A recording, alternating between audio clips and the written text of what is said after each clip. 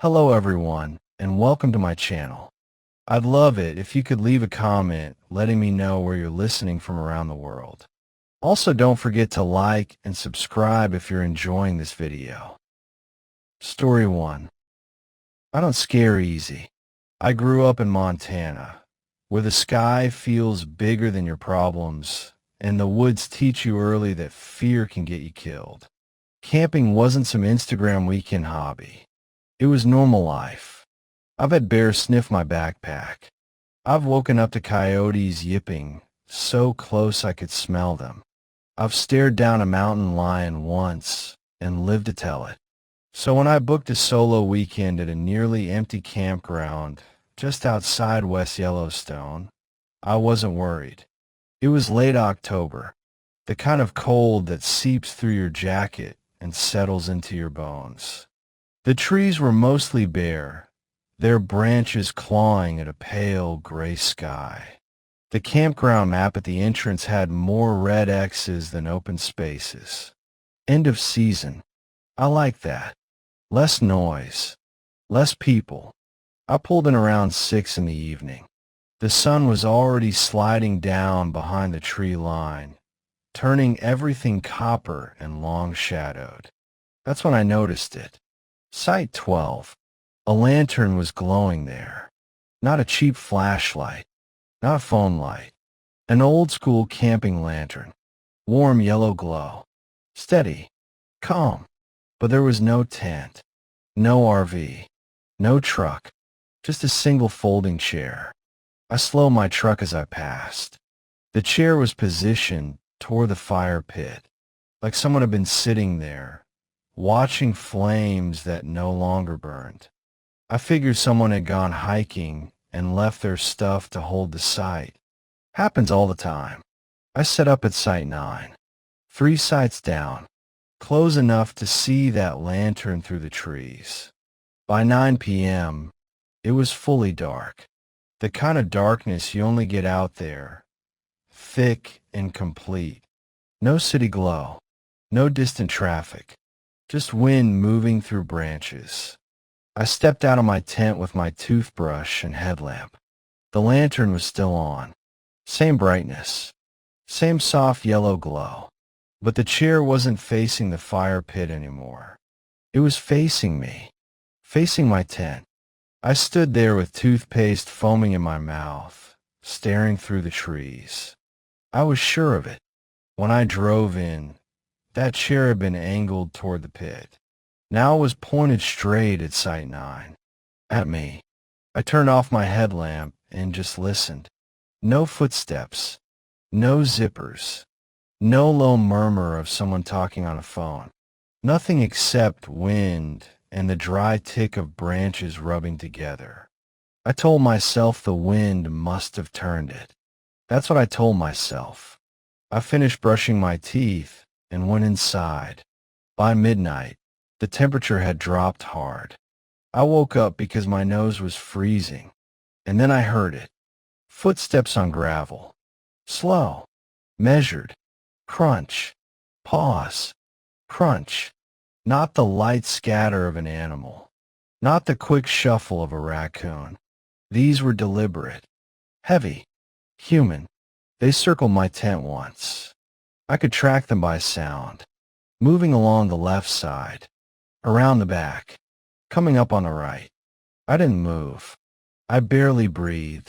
The steps stopped directly beside my head. That's when I heard breathing. Slow. Inhale. Exhale. Close enough that I could hear the slight whistle in it. Like whoever was had a narrow airway. Or was smiling. My heart wasn't racing. That's the strange part. It felt heavy. Thick. Like it had dropped into my stomach. I reached slowly for the knife I keep on my sleeping bag. In case of animals, I always say. My voice came out steady. Who's there? The breathing stopped instantly. No footsteps running away. No apology. No rustling. Just silence. The kind of silence that presses against your ears until they start inventing sounds. I didn't sleep after that.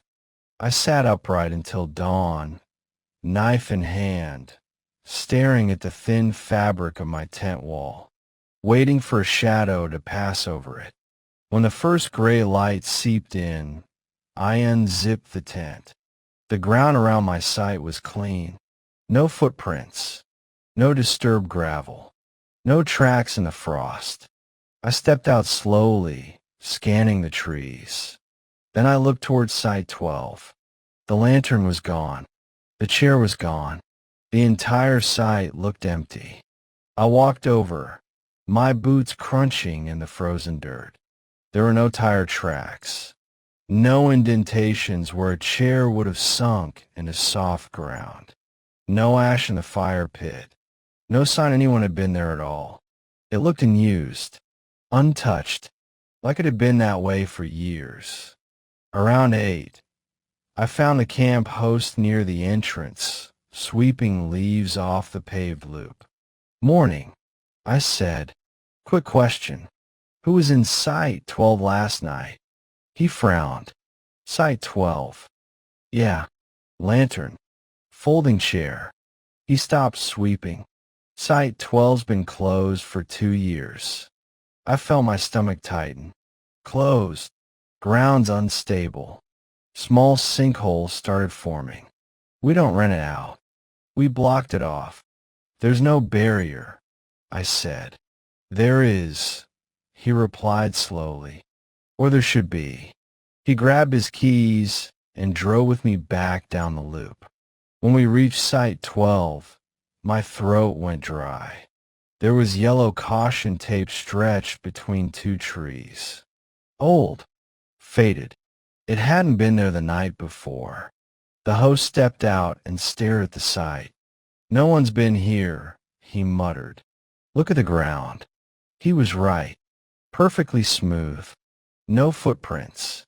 No chair marks. Nothing. I didn't argue. I didn't try to explain.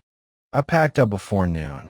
As I drove out, I passed Site 12 one last time. The caution tape was gone. In its place sat a single folding chair, positioned at the edge of the site, facing the road, facing me, and hanging from the back of it, an old lantern, glowing, even in the daylight. And as I drove past, I could have sworn the light flickered, like someone had just adjusted the flame. Story 2. This happened in northern Minnesota, near the Boundary Waters, where the water is so dark it looks like spilled ink and the trees crowd the shoreline like they're trying to listen in on you. It was late August. Me and my 2 friends, Caleb and Marcus, rented a canoe from an outfitter outside Ely and paddled out to a small island about an hour before sunset. No cell service, no cabins, no other visible campsites, just black water and pine trees stretching forever. That was the point. The first night was exactly what you'd expect. We cooked freeze-dried chili, burned through half a bottle of cheap whiskey, and told stupid stories around the fire. The lake was flat and silent. The stars looked close enough to scrape with your fingernails. I slept hard. The second night was different. I woke up around 1 a.m. for no reason I could name. Not from sound exactly. More like a feeling, like someone had leaned close to my ear and breathed. At first I just lay there in my sleeping bag, staring at the ceiling of the tent. Caleb was snoring softly. Marcus shifted once and went still again. Then I heard it. Soft. Clear. From across the lake. "Ethan." I froze. It was a woman's voice. Familiar. I told myself I was dreaming. The kind where your brain blends memory and sound until it feels real. Then it came again. "Ethan, come here." My blood went cold. It sounded exactly like my sister, but she was 6 hours away in Chicago. The voice didn't echo the way sound should over water. It didn't bounce or fade. It just carried steady and close, like the lake itself was speaking. I slowly sat up. The fire outside had burned down to gray ash. The zipper of the tent looked impossibly loud to open, so I didn't touch it. I just listened. Nothing for maybe 30 seconds. Then, Ethan, longer this time, drawn out, almost annoyed. Caleb stirred. "You hear that?" he mumbled, not fully awake. Before I could answer, it came again. "Come here." Marcus shot upright, so fast he smacked his head on the tent pole. What the hell was that? We crawled to the flap together. I unzipped it slow and careful, expecting what? A prank? Another camper? The lake was perfectly still. No boats. No lanterns. No sound except the faint whisper of wind in the trees. Then I saw it. Across the lake, maybe 200 yards away on the opposite shoreline, a small beam of light blinked on. White. Sharp. On. Off. On. Off. Like someone signaling. We squinted, waiting to see a silhouette. A person holding it. A shoulder, an arm. There was nothing. Just the light. Then the voice came again, but wrong this time. Distorted. Like someone speaking through water. Or through a throat that wasn't built for human words. "Ethan, come here." Caleb whispered. "That's not your sister." I didn't answer. The flashlight beam began to move. Not across the water. Along the shoreline. Slowly gliding between trees. It didn't bob like a person walking. It didn't shake. It just floated at the same height, smooth and steady. Tracking us. Every time it stopped, the voice followed. "Come here." The words sounded stretched, pulled thin, like they were being forced out of something that had learned language by listening from a distance. Marcus grabbed my arm. "Don't say anything. Don't respond." I hadn't realized I was about to. The worst part wasn't the voice. It was how personal it felt. It knew my name. It used the exact tone my sister used when she wanted my attention as kids. Half playful, half demanding. The light stopped directly across from our island. For a moment, it went dark. The silence that followed felt heavy, like the woods were holding their breath. Then the beam snapped back on, closer, not on the far shore, on the water, hovering just above the surface. There were no ripples, no splash, no boat. The light drifted toward us across the black lake like it was gliding over glass. Marcus swore under his breath. Caleb whispered, "Inside." Now, we scrambled back into the tent and zipped it shut. Thin nylon. Useless protection. The voice came again, right outside the tent this time. Soft. Almost gentle. "Ethan, wrong island." I felt tears sting my eyes and I didn't know why. Pure fear does that. It cracks something inside you. The light swept across the fabric of the tent, turning the thin walls into glowing skin. We saw no shadow behind it, no shape blocking it, just light. After what felt like an hour, but couldn't have been more than 20 minutes, the beam flicked off. The voice stopped. The woods returned. We didn't sleep. At first light, we packed in silence. No breakfast, no coffee, just shaking hands and tight jaws. We paddled straight across the lake to the opposite shore, the place where the light had first appeared.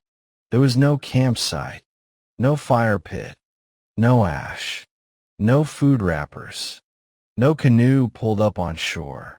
The mud near the water was smooth, undisturbed, no footprints, no drag marks, just thick pine forest pressing in.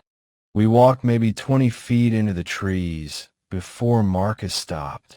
"Guys," Near the waterline sat a small stack of rocks, 3 stones balanced carefully, too deliberate to be natural. On top of the highest stone was a scrap of paper weighed down by a pebble. My hand was shaking so badly I almost dropped it. The paper was dry, clean, like it had been placed there minutes ago.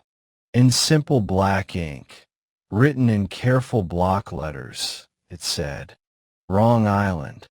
No name, no explanation. Behind us, the lake was silent.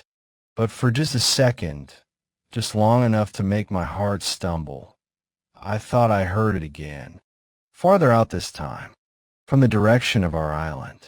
Soft, patient. "Ethan, we left immediately. I haven't been back to the boundary waters since. And I don't camp near lakes anymore. Because sometimes, when it's quiet, when the house is dark and my phone has no signal, I swear I can hear water lapping against something that isn't there. And a voice, still waiting for me to cross." Story 3. This happened in the Smoky Mountains, Tennessee. Not the tourist parts. Not the cabins with hot tubs and bear-proof trash cans. I'm talking about the quiet stretches past the paved roads, where the gravel turns rough and the trees close in like they're trying to swallow the sky. I was doing dispersed camping off a Forest Service road. No campground, no neighbors. Just a small clearing I found on a ridge, and my silver Ford F-150 parked facing the road in case I needed to leave fast. That detail matters. Around 10 p.m., I heard an engine. It was distant at first, just a low hum rolling through the trees. Strange, but not alarming. People get lost out there. Hunters, night drivers, teenagers looking for a place to drink beer. Headlights broke through the woods. They moved slowly between the trunks, then stopped about 100 yards from my truck. They didn't turn off. They just stayed there. 2 bright white circles cutting through the dark. 5 minutes passed, then 10. I told myself they were checking a map, or waiting for someone, or maybe deciding whether to turn around. Finally, I walked halfway toward them and yelled, "You good?" My voice sounded small in all that open forest. No answer. The headlights shut off. Not dimmed, not slowly fading. Just gone. Pitch black again. It felt wrong. I stood there for a second, trying to hear an engine starting, a door shutting, anything. Nothing. No tires on gravel. No movement. Just the soft hiss of wind through the trees. I went back to my campfire and sat down, telling myself I was overthinking it. I'd grown up in Tennessee. I'd been camping my whole life. The woods don't scare me. People do. About 20 minutes later, I heard footsteps behind me, crunching leaves. Slow, measured, not trying to hide. They were circling. I stood up. "Hello." The steps stopped. Then a man's voice drifted through the dark. "Calm. Close. You shouldn't park it facing the road." I spun around so fast I almost tripped over my own chair. I couldn't see him. The firelight only reached so far. Beyond there was blackness thick as paint. "What?" I asked, trying to keep my voice steady. Silence. Then from somewhere to my left. Easy to identify. My heart started pounding, so hard I could feel it in my throat. "Identify what?"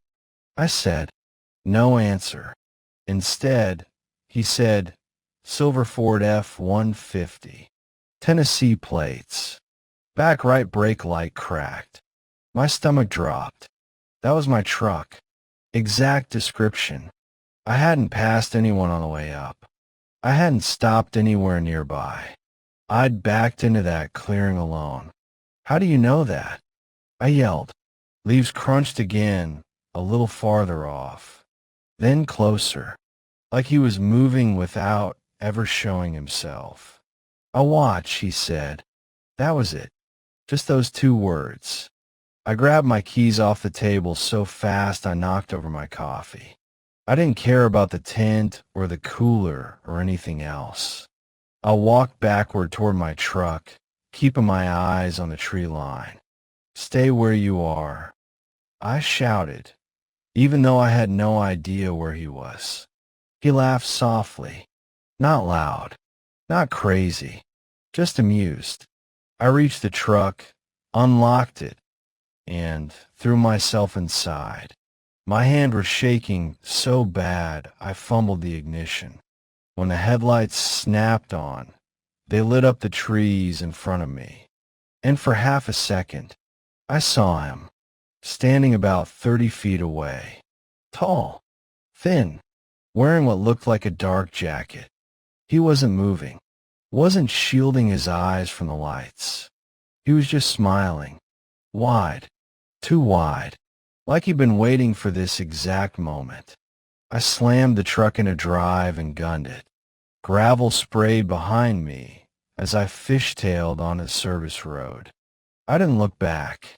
I drove too fast, nearly lost control on a curve.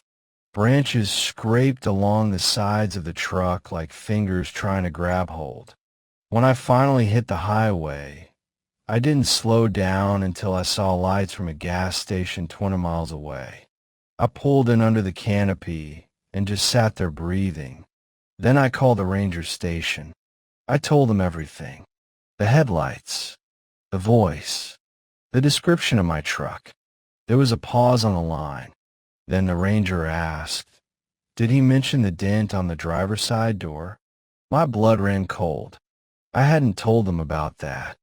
I'd forgotten about it completely. "Yes," the ranger said quietly, before I could answer. "You're not the first." I gripped the phone tighter. "What do you mean?" "We've had reports," he said. "Same area. Same description. Man who approaches campsites at night. Talks about vehicles. Knows details he shouldn't." "Ow," I whispered. Another pause. "We don't know. They told me to file a report in the morning. Said they'd increase patrols. I never went back. I sold that truck a month later. Couldn't stand looking at it. But here's the part that keeps me up at night. About a week after I got rid of it, I was in a grocery store parking lot in Knoxville. Broad daylight. Busy place. I came out with my bags and noticed a man leaning against a light pole across the lot. Tall. Thin. Watching. I told myself it was just my imagination. Trauma playing tricks on me. Then my phone buzzed. Unknown number. I don't know why I answered, but I did. And that same calm voice said, "New truck. Black this time. No cracks in the lights." I couldn't breathe. "You're learning," he added softly. "Backing into spaces now. Smart." The line went dead. I looked up. The man by the light pole was gone. I changed my number that day. I moved apartments 3 months later. But every time I park at night, I feel it. That quiet sense of being measured, cataloged, identified. And I always back into spaces now. Because somewhere out there, he's still watching. And he knows my truck.